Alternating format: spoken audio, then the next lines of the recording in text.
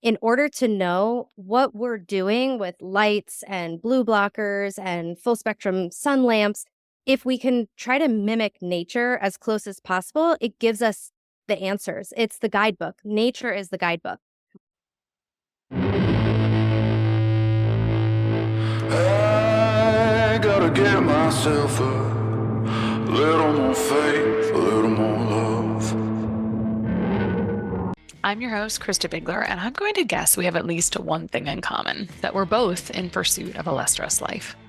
On this show, I'll be interviewing experts and sharing clinical pearls from my years of practice to support high-performing, health-savvy women in pursuit of abundance and a less stressed life. One of my beliefs is that we always have options for getting the results we want, so let's see what's out there together. Just keep breaking. I gotta get myself a little more faith, a little more love. All right, today on The Less Stressed Life, I have Dani Hamilton, who's a functional nutrition therapy practitioner, a renowned blood sugar expert specializing in hypoglycemia and reactive hypoglycemia. Her journey into this specialized field was fueled by her personal battle with PCOS, which she successfully reversed after learning that blood sugar issues and insulin resistance were at the root. After overcoming PCOS, hypoglycemia, cystic acne, PMS, and weight loss resistance, she realized the power of stable blood sugar and its vital role in overall health, which drives her mission to empower others to recognize and remedy their blood sugar issues, even when the early signs are often dismissed or misdiagnosed. She uses a nuanced, holistic approach, including circadian and quantum biology principles to optimize blood sugar and metabolism. She's the host of a top 50 nutrition podcast, Unlock the Sugar Shackles, and also creator of the Transformative Blood Sugar Mastery Program. Welcome, Danielle. Thank you for having me. Excited Yeah. to be here. A while back, I was on Dani's podcast and I was just waiting for the right topic to come along that I wanted to interview her on. And she has recently been in a hell of a deep dive around circadian biology. And honestly, that first made its appearance here very early in COVID, actually. There were someone reminded me of these episodes recently in Instagram Messenger. They shared a particular couple of episodes with a wonderful colleague of mine, Jenna Griffith. And we did some COVID conversation. It was very progressive at the time, very early on.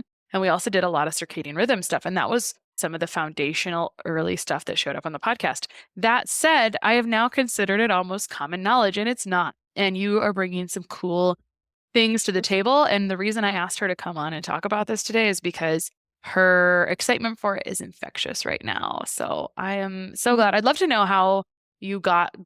I know you share about your story in your bio. We could certainly talk about those pieces. Tell me why, when, how you ended up in this whole realm of circadian biology.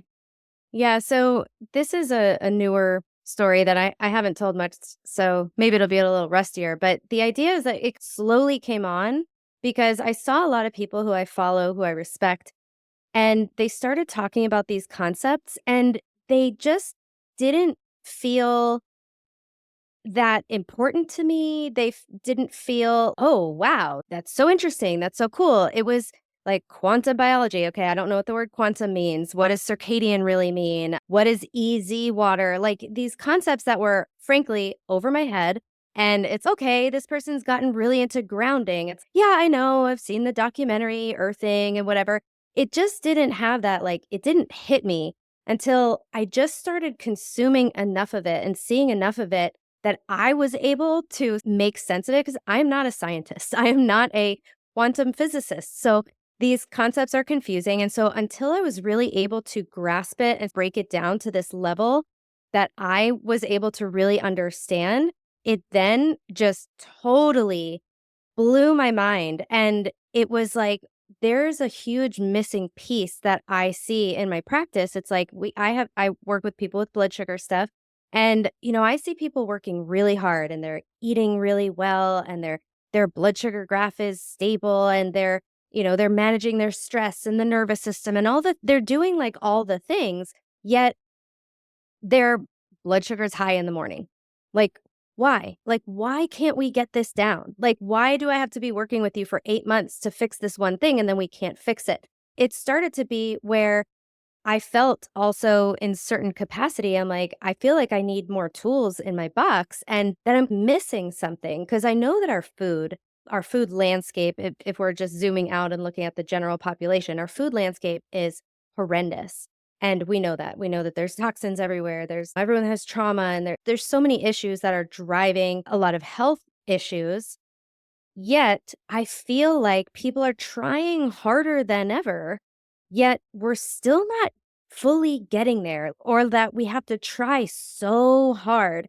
Understanding this piece of light and circadian biology just made everything make a little bit more sense because of how our light environment has changed over the past couple of years. And that's another thing that was like this aha moment for me, because I'm like, I feel like it's getting worse exponentially. And it's been in the last couple of years that I know that we have exponential growth of metabolic diseases and all sorts of things, but it has been getting worse.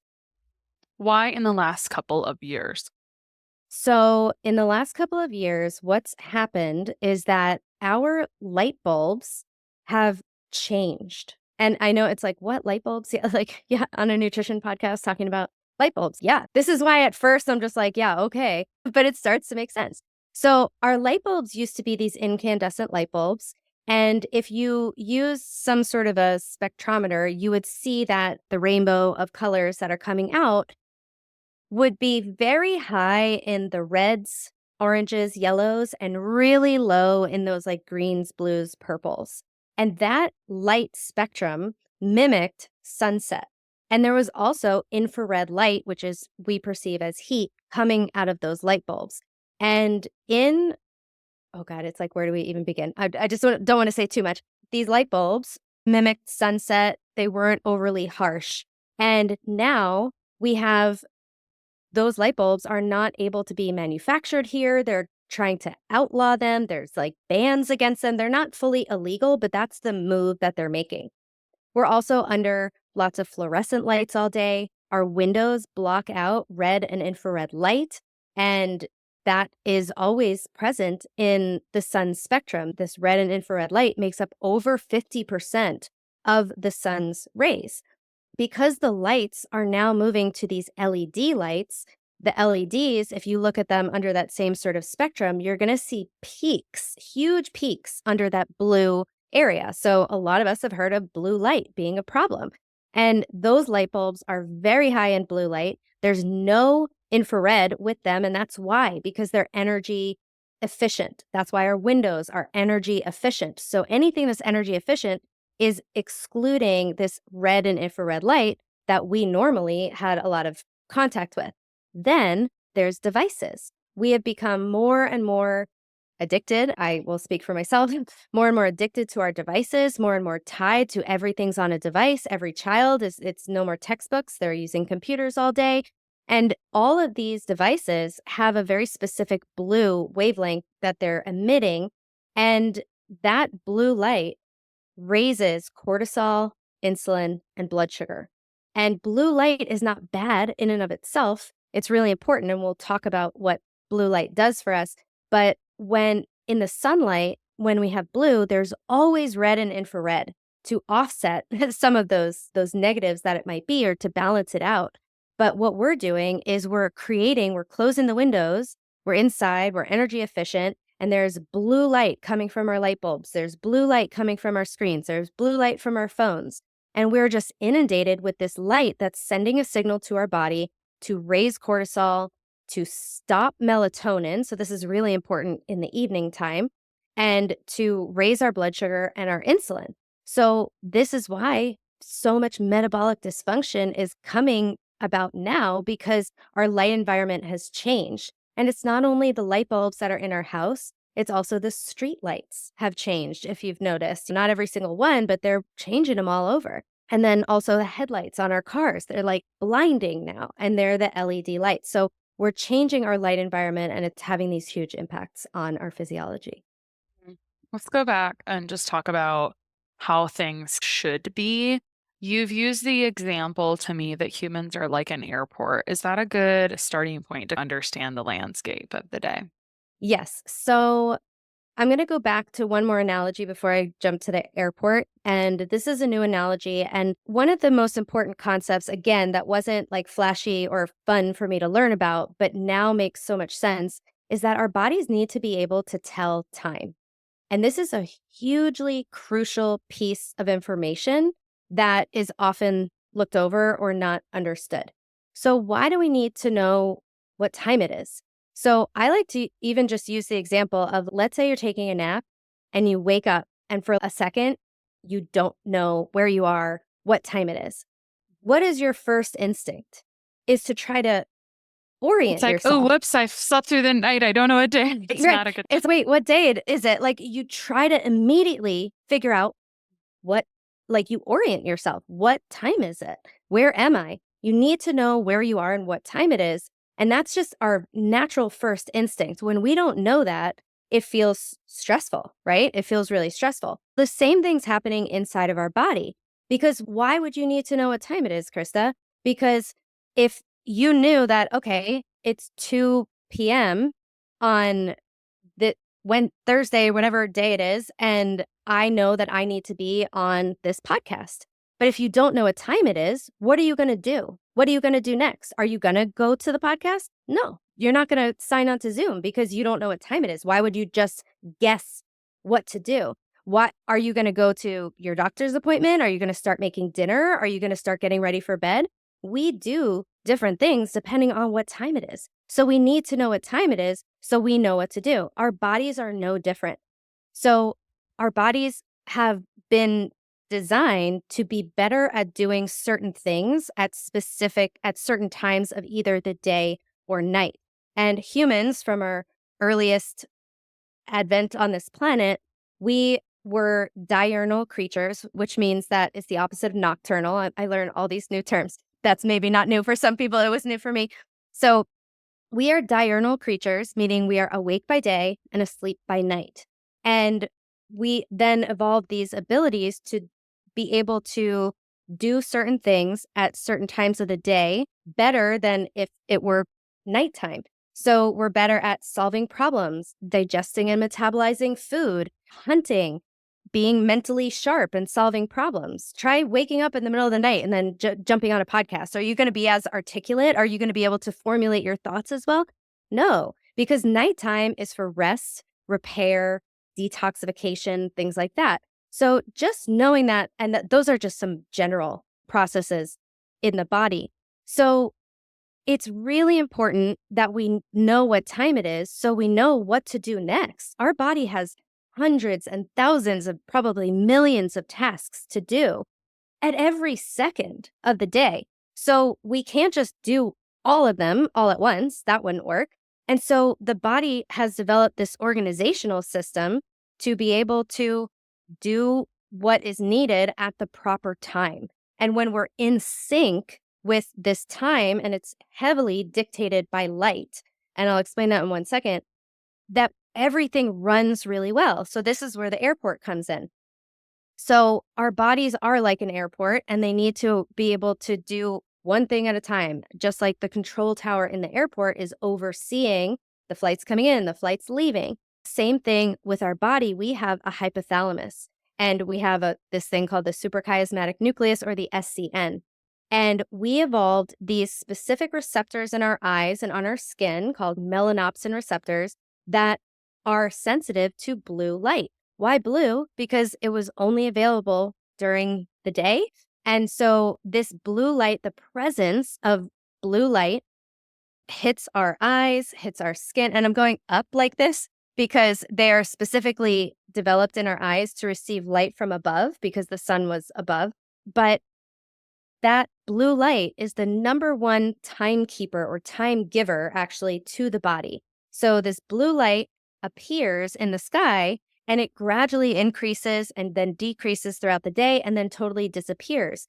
And that is the primary signaler to our control tower in our brain of what time it is so it knows what to do. Inside of our skull, it's dark. We don't know what time it is because we can't tell. The light can't get in. So that's why we have these receptors to be able to tell it what time it is so it knows what to do. Does that make sense? Yeah, totally makes sense. So this reminds me of our very first episode around circadian biology, that when you see the sun right away in the morning, it's hitting the sun, it's hitting the skin, it's hitting the suprachiasmatic nucleus, and it's informing your brain, your body to start producing hormones for the day. And then seeing the sunset allows you to release melatonin for night, and the blue light destroys it, is how I've always described it to clients. And you've talked about this in terms of breakfast, right? What are some of these are the way we've been living, so it's not surprising, but like you said, it makes sense. So will you talk about some of the things that happen during the day around circadian biology in relation to breakfast, et cetera? And then the other thing I want to talk about is Mhm. the windows, because so often I always say to people, you can do whatever you want, but when you look at your phone right away without blocking out the blue light, you're now telling your brain it's like middle of the day, right? Which is just confusing. And if you see full spectrum light, which the sun is not always full spectrum, so we should talk about that also. It's usually, you're going to correct me. I always say it's like before 9 a.m., but it varies by location and year. So feel free to jump in there and correct me. But when you see that full spectrum light, that's the type of light that's hitting you. But people always say, oh, I see the light through the windows when I'm driving to work. And how much does the window filter that full spectrum light, first of all? And then let's talk about full spectrum light and when that changes throughout the day. Okay, so I think I'll walk us through that journey of like sunup to sundown and then what happens after that. And we'll talk about things like the specific windows of time for light and meal Sure. timing and why that's important. So, light is the number one time giver to the body, meal timing is second most, but food also contains light information. So, food contains photons of light. So, that's an important concept to hold on to. And just coming back to the windows really quickly, I mentioned at the beginning that windows are blocking out a lot of the red and infrared. Mm. And so it's giving us a higher than normal amount of blue because it's blocking out those other things. And so that isn't full spectrum because we're not getting all those proper wavelengths. It also blocks out some of the Sneaky, purples, right? I believe. Yeah. It's Yeah. it's like this invisible problem in our Hmm. environment that we just don't know we have. Totally. It's Totally. unfortunate. Yeah. So the first light of day is called daybreak. And this has a lot of benefits for if you can get outside for daybreak. The further towards the poles you go, the more severe your day will change. So I know you live a little bit more north than I do. So your sun is probably rising significantly earlier. It's probably maybe in the fives, in the middle 5:30. of summer. Yeah. So my son will never here in Austin, Texas, is not even gonna rise in the fives. Make this doable for your lifestyle, but getting outside to see first light is powerful because it's loaded with red and infrared light.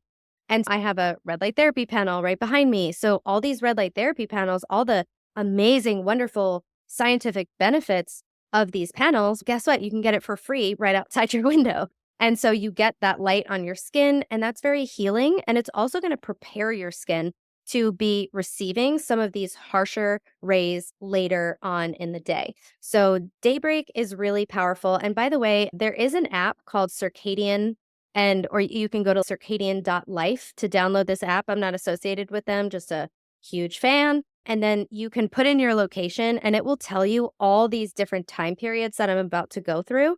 And it'll tell you when those are starting in your area. And then I get notifications on my phone. Daybreak is about to begin. And so you can get outside during these specific times. So just a quick summary, infrared light it makes up about 49% of the sun's rays. It's present in all sunlight, all times of the day, all year round. So not all light is, as you mentioned. It's very anti-inflammatory, supports pain relief, circulation, wound healing, detox, stress reduction, immune system function. It also supports the mitochondria. It makes them more efficient at burning glucose and thereby lowering glucose levels. So this is really huge. And so we can use this as a strategy to help with blood sugar management. And this is why when my clients go outside for daybreak and sunrise, that person who was working with me for 8 months couldn't get her fasting blood sugar down. It went from 103 to 83 in less than 2 weeks, and it has stayed perfect because she is embracing this morning light. And so it's helping that mitochondria up regulate its ability to utilize glucose. It also builds this stuff called exclusion zone water, which is it's like charged water. It's like our body battery.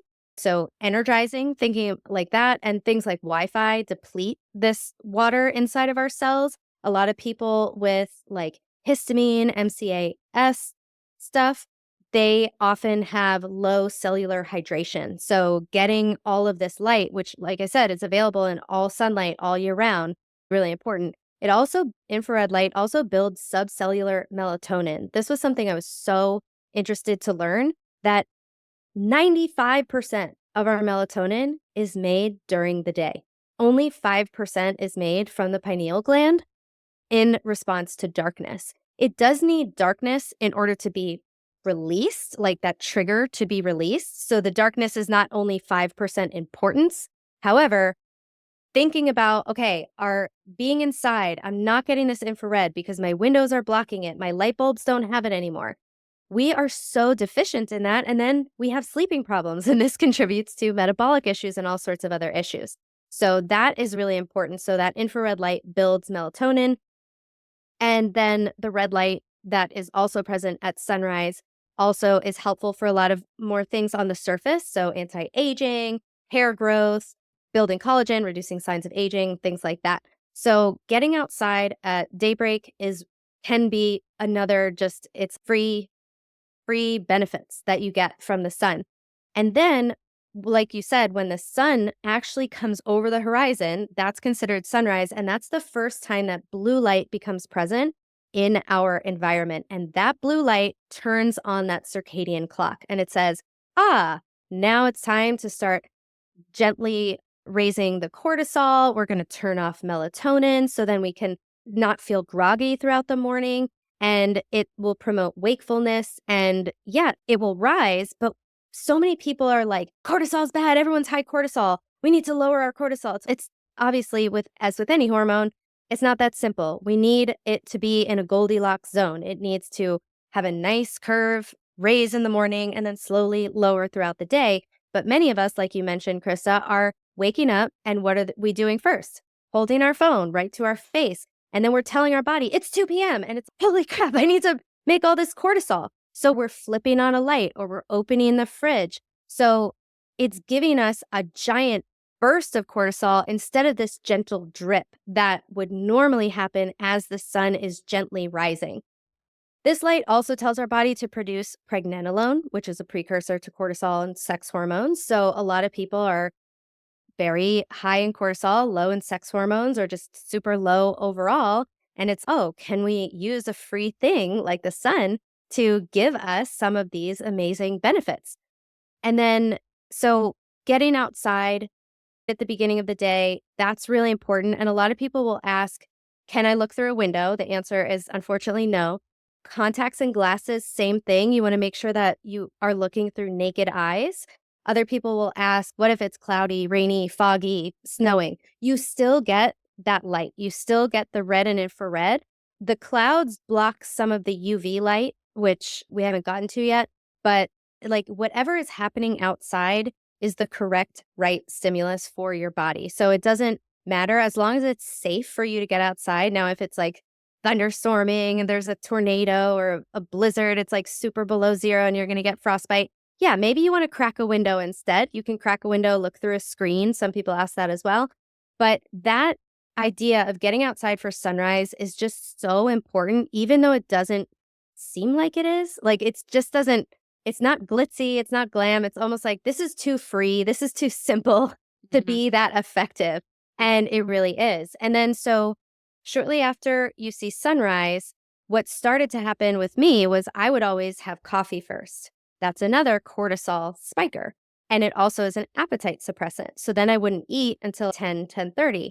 And when I learned that's, causing me to be running on stress hormones for a lot of the morning, and a lot of this skip breakfast thing that we all started doing in 2018, again, another thing that's like huge impacts, especially to females, that it's causing, we are stressed enough. We don't need to add extra stress to the bucket. And what I see with people who skip breakfast consistently is that at first it works and then it doesn't. And it's just a matter of time until it stops working, that because it's just driving us to be running on cortisol. We're not taking in nutrients. So then we're like totally nutrient deprived. It's causing us to eat our meals, shift that eating window way later in the day. Then we're eating at times where, guess what? Because we have these circadian rhythms that say, hey, you would do best to eat and metabolize at these times, we're shifting it out of the optimal schedule. So we're moving it closer to bed, and that's impacting our sleep. It's impacting our melatonin release. It's impacting our leptin, our insulin, our cortisol, all these things. And then we're not restoring at night. And then we wake up and we have metabolic problems because we're eating too late. And there's also research that shows that when people skip breakfast, their subsequent meals, they have higher blood sugar responses to those meals than if they were to have eaten breakfast. So all this to say, it's really important to eat breakfast. And one of the cool things is that at first, when I was trying this to have my coffee after breakfast, for me, it wasn't like I was totally skipping breakfast. It was just later. I was like, oh God, I'm not going to be hungry. And I'll wake up sometimes and be like, oh man, it's going to be hard to eat, this morning. And I go outside, watch the sunrise. You just sky gaze east. And sure enough, in 5-10 minutes, boom, my appetite turns on. And that is a really exciting sign because that means that your hormones are really starting to regulate. So give that at least 2 to 3, if not 4 weeks to work. And you can move this forward slowly and gradually. You don't have to be like, okay, my first meal is typically at 12. I'm going to aim for 9 a.m. Like, don't go 3 hours. Try to do, a half an hour earlier and then another half an hour, something like that. So we really want to think about nourishing our body and giving all these nutrients, lots of protein that's going to help with leptin signaling. It's going to help with our blood sugar, insulin resistance, insulin sensitivity, because that's the time of the day that we're actually most insulin sensitive. Some people with dysregulated circadian rhythms, I see the opposite, actually. They're like, oh, that's my worst time of day. And that's usually because they're not outside, not getting this benefit. It's usually some mitochondrial issues that I see, and then the circadian disruption that would cause it to be the opposite. So we want to eat breakfast. And I started Meaning this that they feel that they don't digest their breakfast, right? Yeah, for sure. And then if you don't digest your breakfast, it could be a stomach acid issue as well. But the idea of doing these calming practices in the morning, making the morning sacred, going outside, getting your feet on the earth. We probably won't even have enough time to talk about grounding, but the idea that we want to be utilizing this free medicine to help our body be able to do what it does best. And so the other thing is eat outside if you can, because you're going to be under all that red light. You're going to be under all that infrared light, and that's going to help your body utilize all that glucose that you're putting into the system. So it's like, people talk about, maybe they're familiar with these blood sugar hacks, go for a walk after your meal, and that's great. And maybe we schedule the walk right after the meal, but eating outside is another really good strategy like that. Go ahead. I was just going to offer. So I love when you sprinkled in your client's success with her fasting blood sugar in the morning after 2 weeks. I also feel like all good things come after 3 weeks. Like, just be consistent with that, especially with this. I also would say that the people who are going to see the most significant difference the fastest are the ones that are most dysregulated, right? The Amen. more Thank screwed you you for saying are, that. the more screwed up you are, the bigger. And I just tell my clients, this is what I have seen. This will be a bigger deal if you have been. And very intelligent people do very stupid things. Let me work half the night because I need to finish a project. And so that kind of stuff catches up with you after a while. You were talking about the intermittent fasting explosion of 2018. I was like, I don't think anything has ever screwed my health more than that. I could Created never so much fast. adrenal and thyroid dysfunction. Right. But this is publishing at a convenient time. It's light out early. It's the longest days of the year, literally, when this is coming out. And I always change my tune about circadian rhythm depending on the season. When it's November, I'm talking to clients about light lamps, full spectrum lights on their desk, or full spectrum alarm clocks and things like that. I also, something I've done for a very long time, and so I'm asking you this for your criticism, or if you like this or what you add to it.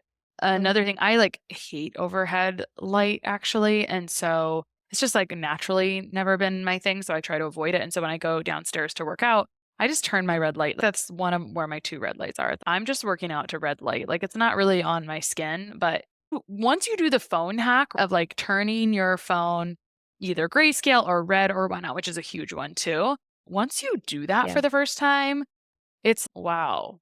I had Mhm. no idea how much my eyes did not like that other type of light. And I don't do that all day For sure. long, but these are all like little tools to work around because the reality is where I live, every once in a while, it's like negative 10 degrees in the wintertime and the days are late. And I think that this is a big thing. I'm sure you have this too, but you have clients that go to work at 5 a.m. or whatever types of shifts and things like that. We should talk Mhm. about night shift later, which is a tricky one. Mhm. But what would you add for like winter tools or when morning, daybreak sun, or those things are not really accessible? Literally, there are options. Yeah, I could bundle up at 10 degrees. I sure could. I get it. I can. The reality is that majority of us humans would not. And so we'd like to have other tools in place we can use. So, a while back, my college age daughter shared with me that she was tossing and turning and waking up several times per night after a period of stress.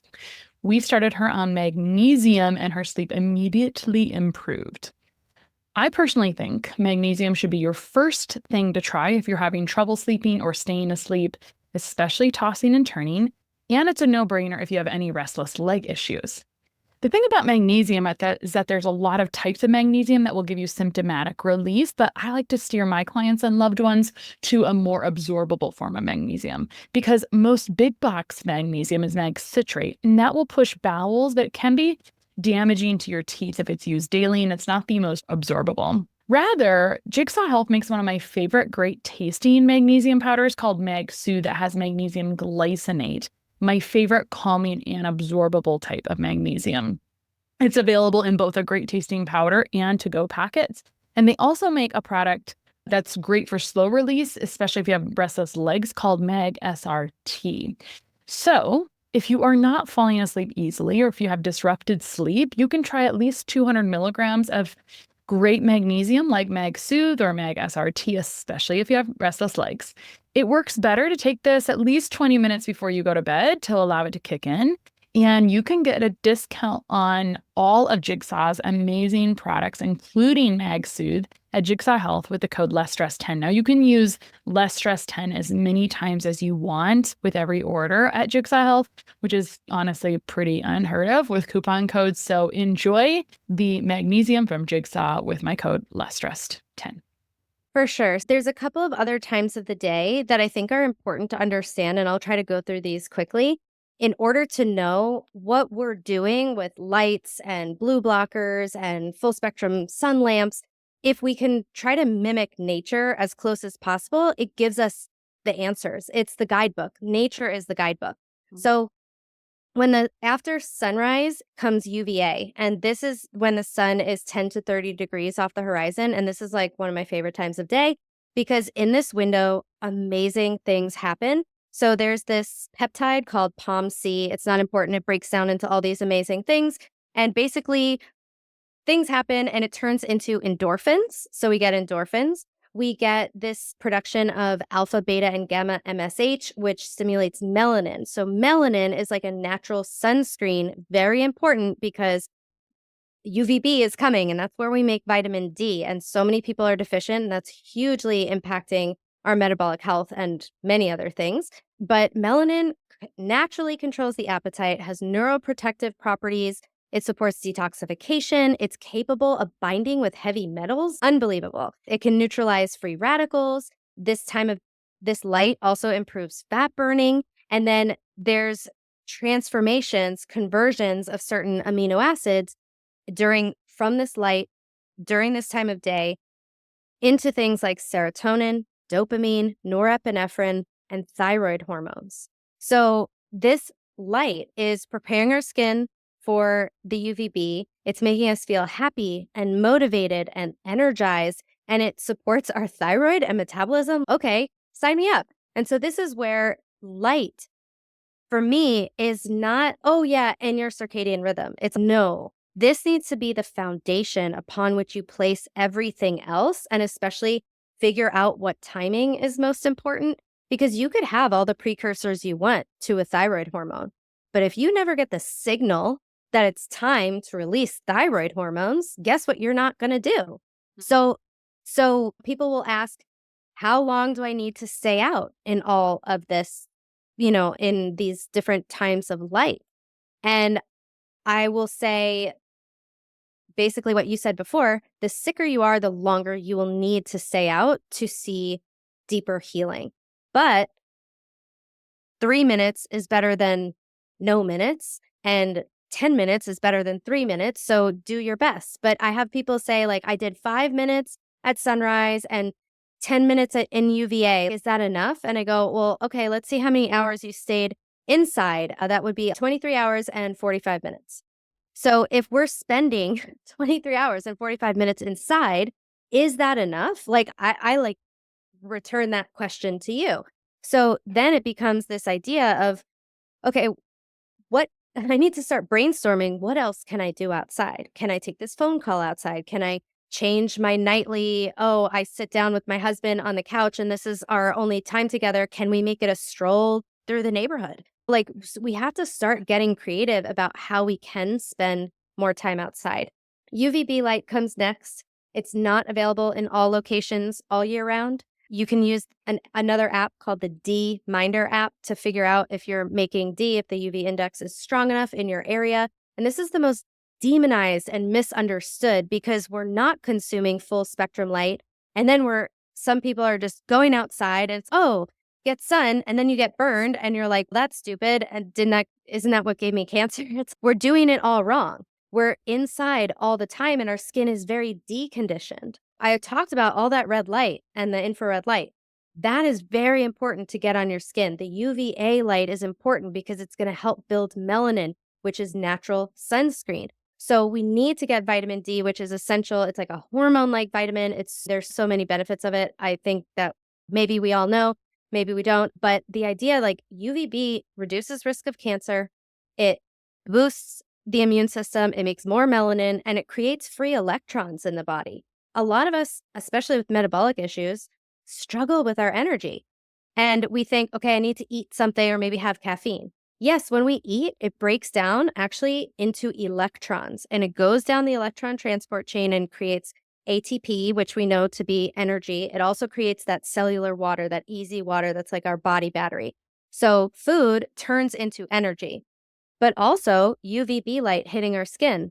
We get electrons, turns into energy. Grounding. You step on the ground, you instantly start soaking up electrons. It turns into energy. And movement also. You move and you create electrons and it creates energy. So anyone struggling with metabolic issues or just feeling tired, which is so many of us, UVB light is a huge tool, and grounding, huge tools that we can use. This light also reduces appetite. It helps us burn fat. And then everyone looks good with a tan. So I'll just throw that out there. But then after the UVB, then what happens at sunset? We get more red light. It's healing. So we prepared our skin in the morning.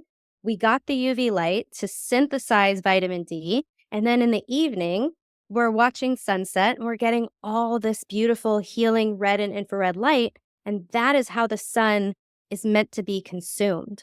And that is why so many people are so deficient in vitamin D, because we're told to fear the sun, because yes, the sun can cause damage, but because we're not doing it properly. So if we do it properly, that is the only way that I recommend to get vitamin D. There's a host of issues associated with vitamin D supplementation, and I'm not going to tell you not to take it, but I'm going to tell you to do your research. I'm going to get a vitamin D expert on my podcast, actually, and that's who his name is escaping me right now, but that's where I'm learning about these things from. And it's to supplement with a hormone like that. And we're only testing the storage form of vitamin D. There's tons of metabolites of vitamin D. We're not testing for the active form.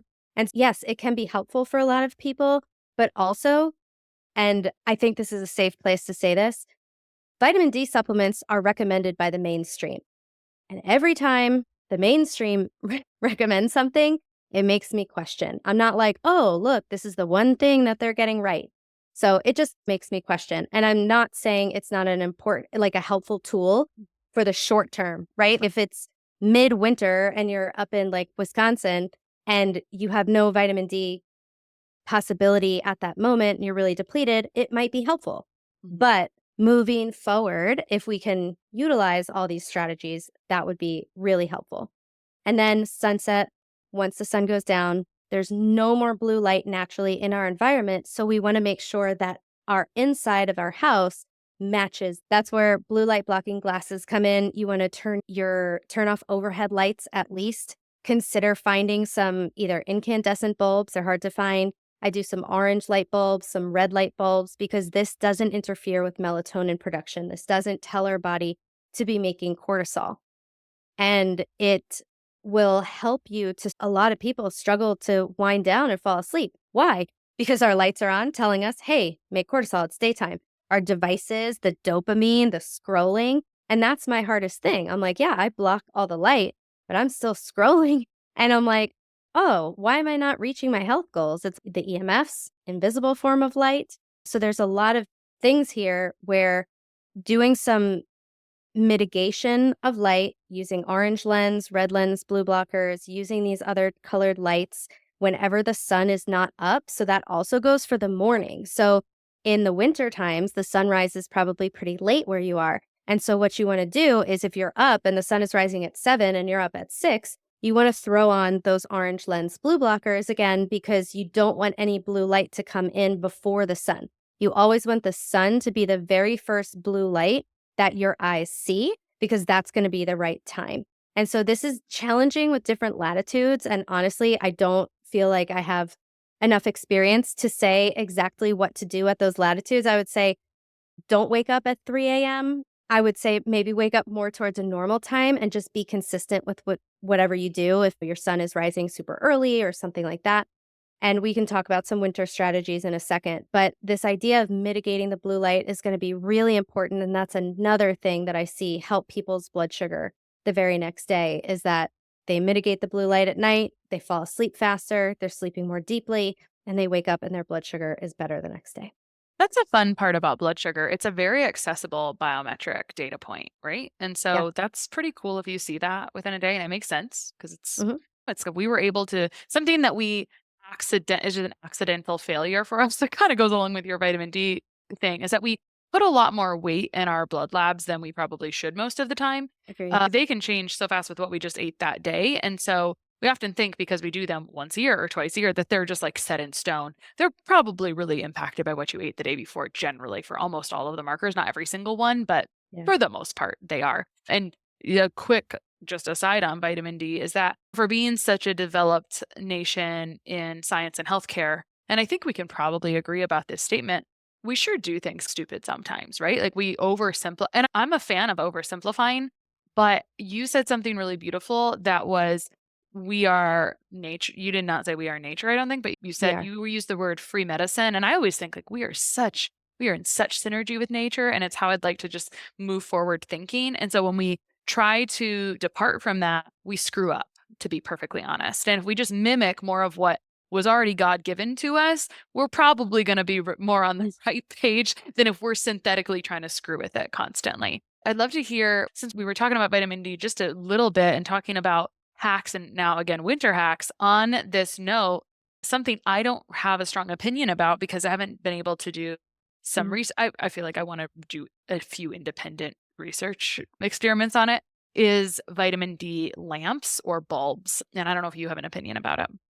So I have just basic emerging knowledge on it, but I feel that what would be optimal is to get as much vitamin D as possible. Let's say you live in a place where there's no vitamin D available in the winter because the UVB light is absent.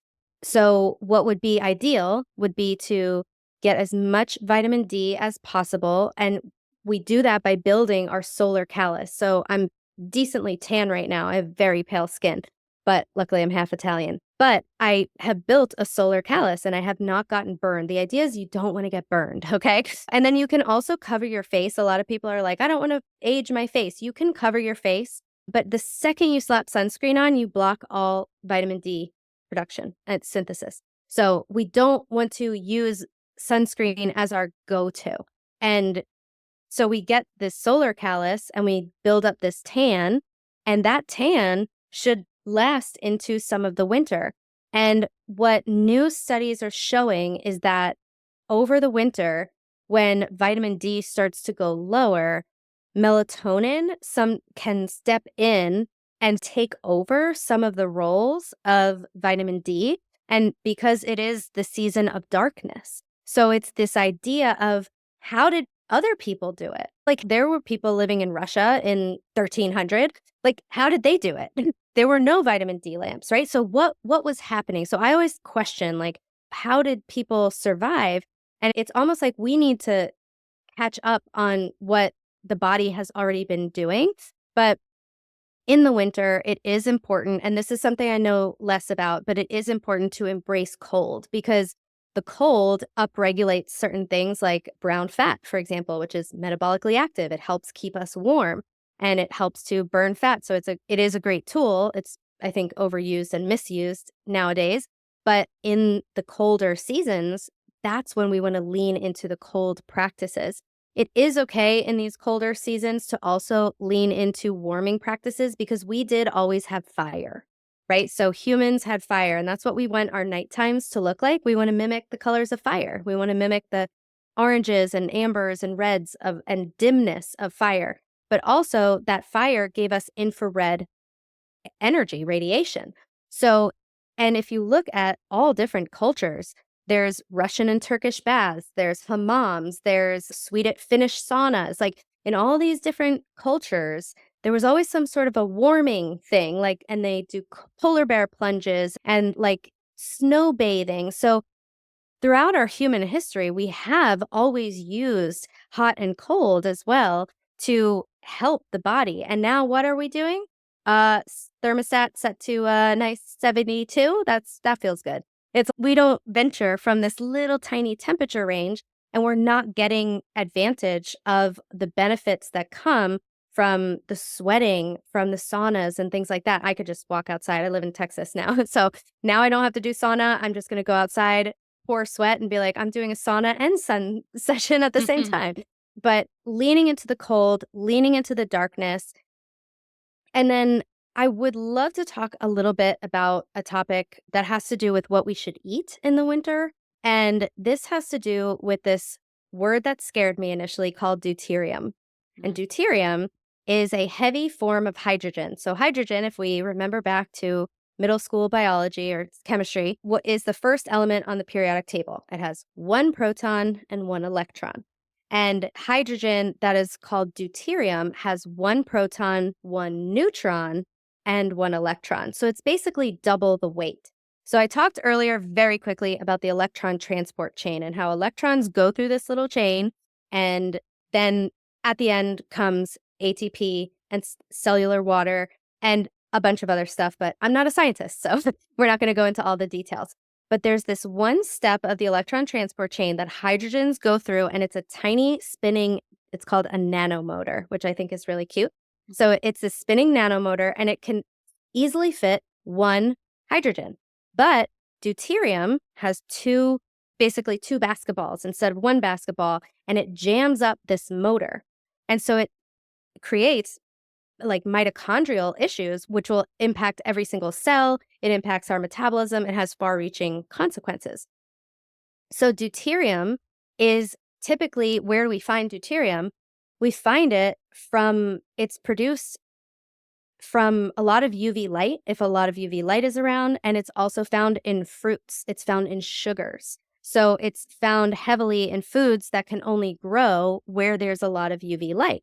It's also found in the water closer to the equator. There's much less as you go towards the poles. And why is nature doing that? Because there's certain things that help us excrete this deuterium or keep it out of our mitochondria. And those are things like UV light. And so this UV light and sweating and sauna is actually a really good one, helps us to not be, let's say, affected by this deuterium that's messing up our mitochondria, our little powerhouses in our cells. If someone lives in, let's say, Canada, and it's the winter time and their UV light is non-existent, there's no infrared light. Infrared is another one that helps us excrete the deuterium. If someone's eating a banana that's been imported from Costa Rica, the light code in that banana is going to be totally different from what's outside, and that banana is loaded with deuterium. Same thing with your coconut water that you mentioned earlier. But since what you want to do, ideally, the takeaway of this is try to eat foods that were grown around your area. This is where local and seasonal really shines. And it's hard because you go to a grocery store and these oranges are from Chile and these blueberries are from California and this is from Mexico and this is from Costa Rica. And what about anything from Texas? Has anything been grown by me? So it's hard to see, but this deuterium can slow down the mitochondria. It drives metabolic disease. And oftentimes it's not like, are carbs good or bad? It's what about your latitude? What about where you're living? What about your environment? Do you have the ability to excrete the deuterium that are coming with all these carbs? And then the other thing is that UV light changes our gut microbiome. So if when the UV light hits our skin, it changes the gut microbiome to be better able to digest and metabolize simple sugars. So what you'll probably find is if you use a continuous glucose monitor, what you'll see is that very likely you can eat a banana in Canada in the winter, and you would probably get a significant blood sugar spike from it, depending on other factors. But then you can eat that same banana in July in Costa Rica, and you would have a much better response to the banana, and it would do much less harm to your mitochondria.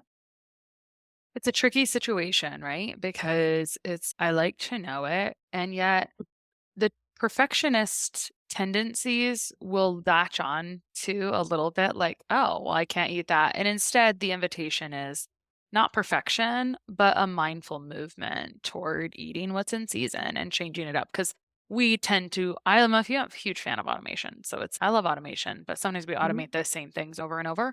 And so just buy what's on sale and or grow. I know that the real flex here is like spending as much time outside as possible and growing all your own food. And that is really a stepwise thing that was modeled very well to me as a child. And yet I do not water things. And so fortunately, my 10-year-old is taking over feeding me now. Easy to talk about things in the summer. I'm glad this episode is coming out in the summer because it's not really too late in most people's places to do some of these things. So all like super beneficial. Like it's when you start learning about this, your brain starts to explode. I know we're not even hitting necessarily a ton on structured water or grounding too much, but you've given a little lip service to it. And so I do want to summarize big picture light stuff. And I do want to make sure we feel like we gave enough lip service to what if I have to leave my house at 5 a.m. and I've got this. Because people have these scenarios that it's like I have to make it work for my life in this modern toxic crap soup that I live in with all the lights. So I got to make this work. And then I think also, so let's run through that. And then I think you have some notes also, since we're mostly talking about light today, I think, and this maybe we'll just insert this here before we get to summary. You shared some information with me previously about gut healing that happens in darkness. Do you want to share about that? Oh, yes, that our guts need to have complete darkness in order for all the cells to turn over. So this is another nod toward we need really bright days and we need really dark nights. So many processes are mediated by melatonin, and that think about basically every repair process in your body is mediated by melatonin. And melatonin needs that absolute darkness. So I had these U blackout shades, 100% blackout is phenomenal. That was like an amazing investment I made.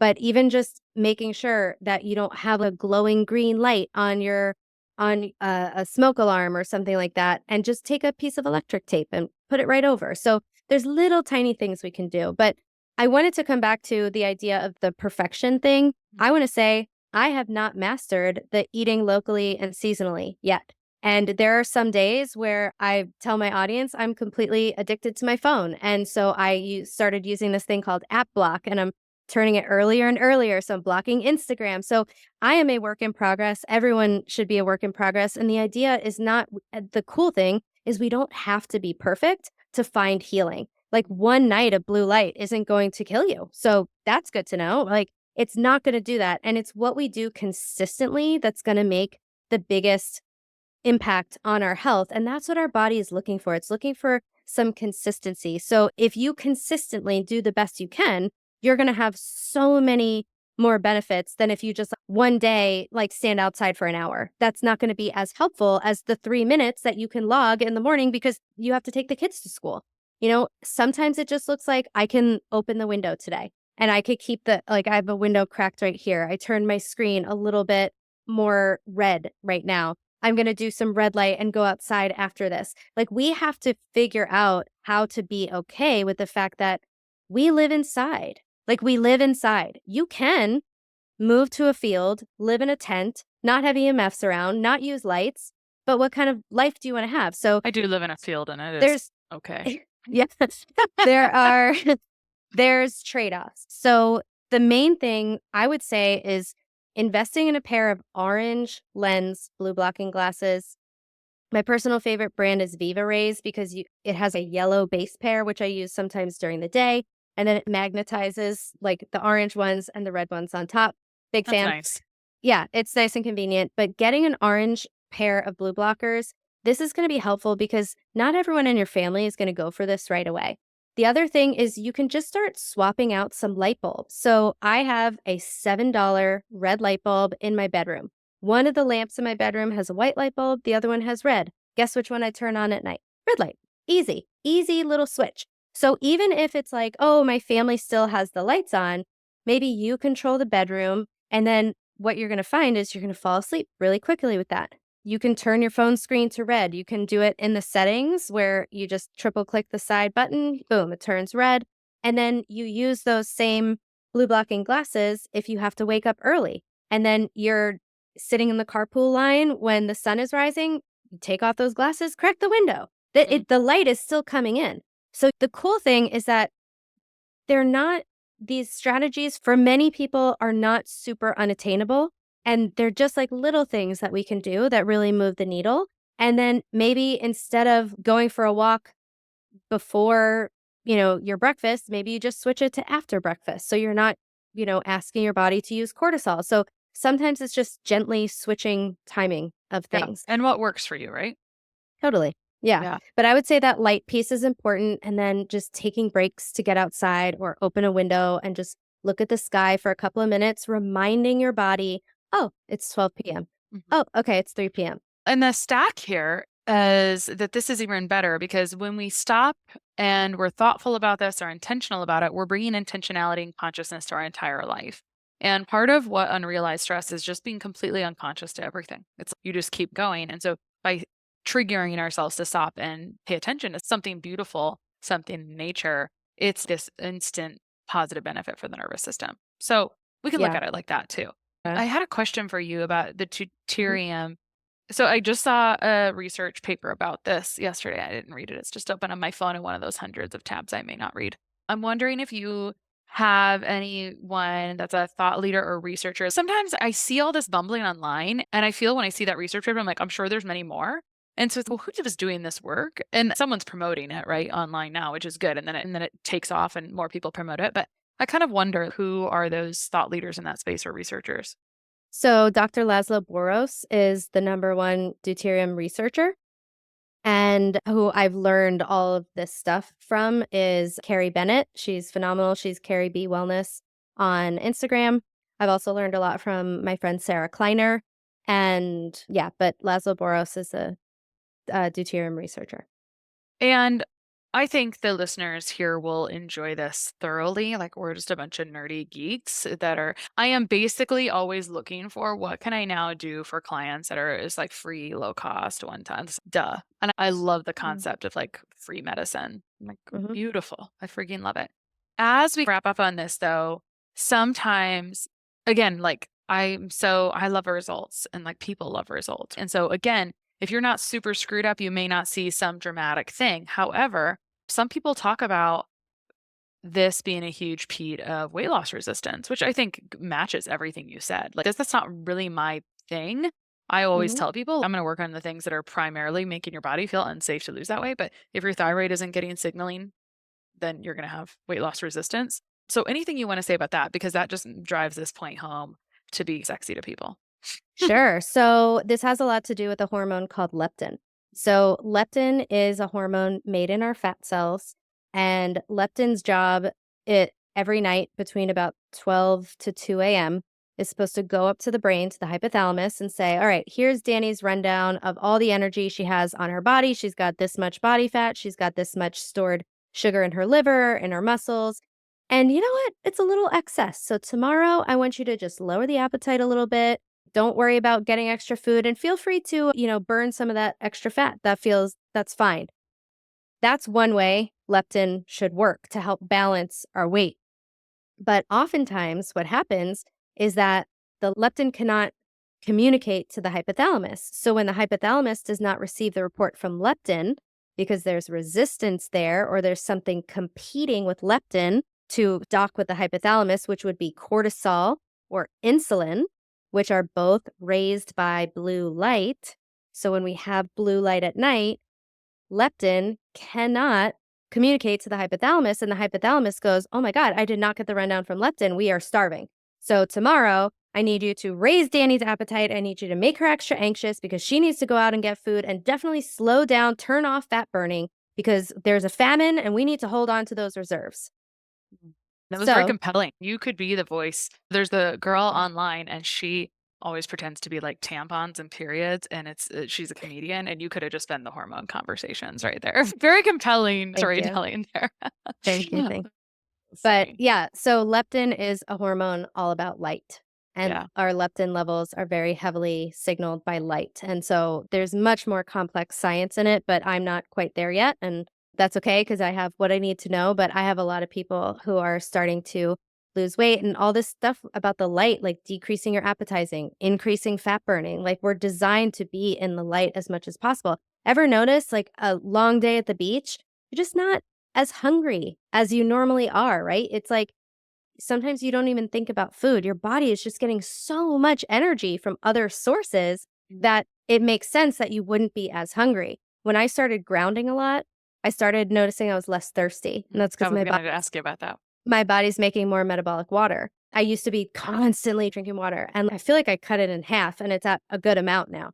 So that's really good. But one of the things that you mentioned earlier that I just wanted to speak to about my own experience with doing some of this is that I've been struggling with some mental health stuff lately because I don't know if I want to call it mental health stuff, but I've been grieving and depressed because I'm going through a divorce. And so my moods have been so helped by doing these strategies and just thinking about, oh, in UVA light, I get serotonin and dopamine and endorphins and norepinephrine. Like, yeah, I'll take some of those lovely brain chemicals. And then the idea that you're sitting and you're in nature and you're prioritizing getting in nature, and then you're so happy to be in nature and you're looking around and it's so regulating to our system. And so like I did go to Costa Rica and I was just like, in the water, watching the sun go down by myself, just like bawling, crying at like the connection and the beauty. And I think that so many of us just want to feel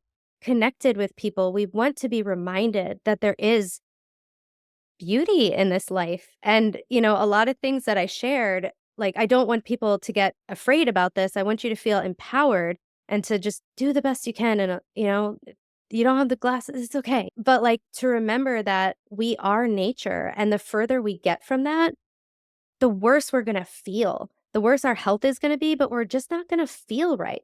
And so I find that I feel my best and I feel the most regulated and I feel the least stressed when I am outside and getting in nature, and even just taking a moment to like, it makes you grateful to be out there. And it's wow, that it just shifts something. And I see some of my clients really every day on their stories, they're posting the sunrise and they're like, oh, the sun, like it's, the whole reason why any life on earth exists. It's no wonder why this is like the most important thing. Like it's got to be the most important because it's where we come from. All we're trying to do is get the sun's energy to be alive.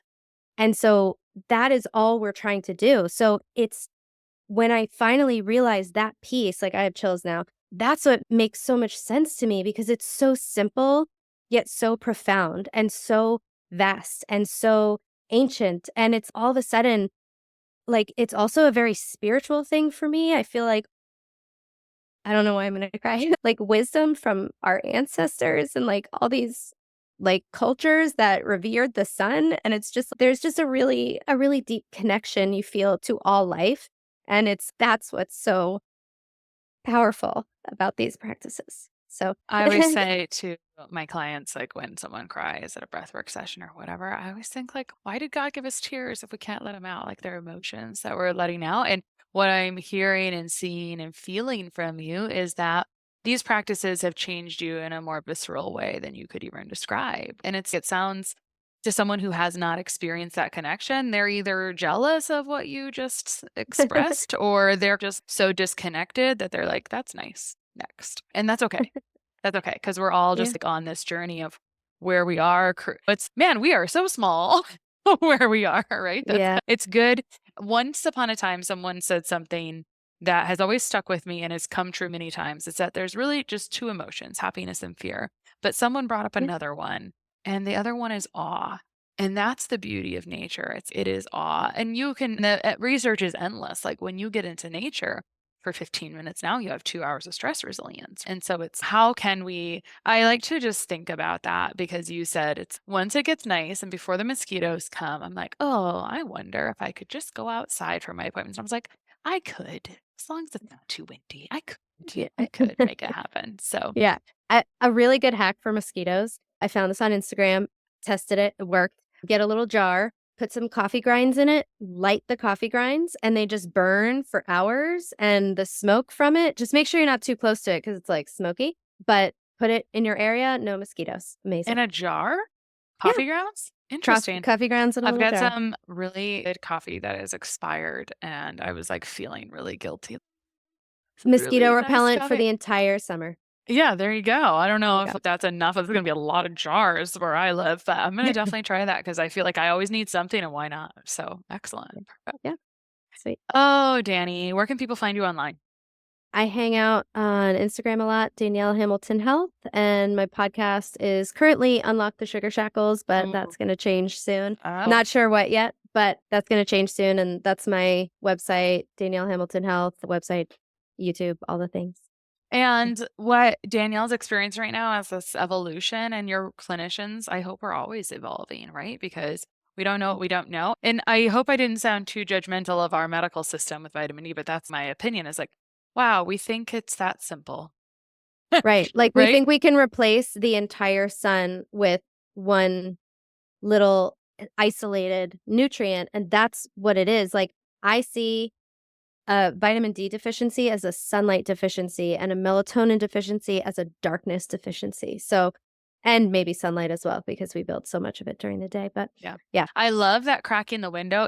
I get people, they're like, oh, I didn't get to do that. So just crack the window. Like, I think I always like to come back to what are the simple things you can do. And I think there's a lot of beauty here. And I think there's future conversations around more of these beautiful topics about free medicine. So thank you so Yes. much for coming on today. Thanks for having me. These bones, but they just keep breaking. I gotta get myself a little more faith,